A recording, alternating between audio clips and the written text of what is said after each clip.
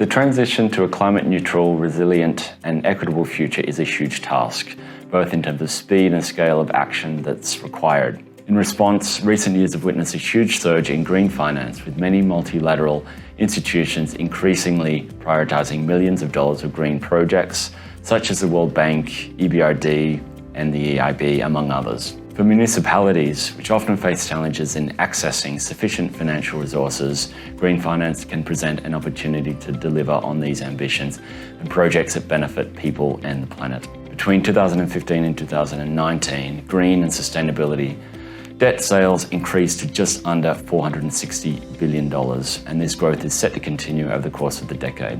To encourage the flow of capital towards projects that demonstrate measurable contributions to environmental objectives, the European Commission, through the EU Action Plan on Financing Sustainable Growth, has developed the EU taxonomy. The taxonomy seeks to provide a clear and common classification systems to help mainstream climate and environmental considerations. The taxonomy outlines 6 environmental objectives: climate change mitigation, climate change adaptation, sustainable use and protection of water and marine resources, transition to a circular economy, pollution prevention and control, and protection and restoration of biodiversity and ecosystems. Like financial instruments more broadly, there are a range of green finance instruments that can be utilised.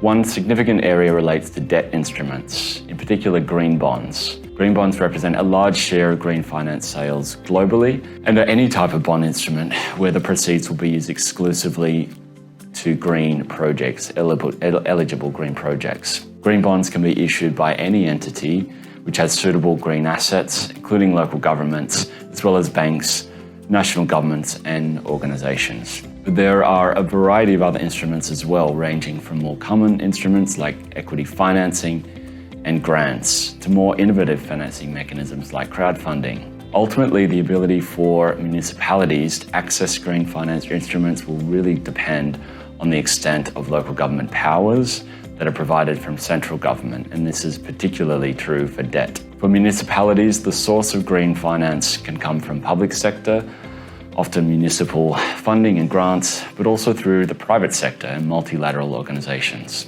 Building on this, blended finance is being increasingly recognised as an approach to financing projects that allows different types of capital to invest alongside one another, including sources of funding from public and private funds. Through blended finance, the goal is to increase the size of capital that is directed towards investments that benefit people and the planet, while de-risking such investments through blended financing structures. Over the course of the coming decade, the green finance arena will continue to grow with the expanding range of green finance instruments, and it's really important for municipalities to begin to understand which green finance instruments is best suited to their given context to enable action. In this space, a growing challenge for municipalities will not be just the quantity of potentially available financing opportunities, but the development of projects or portfolios of projects with the necessary scale and alignment to green financing criteria. To this end, municipalities can undertake planning processes, such as the pathways for economic growth, that can help ensure the development of projects or a portfolio of projects that are able to be aligned to the necessary criteria of green financing opportunities.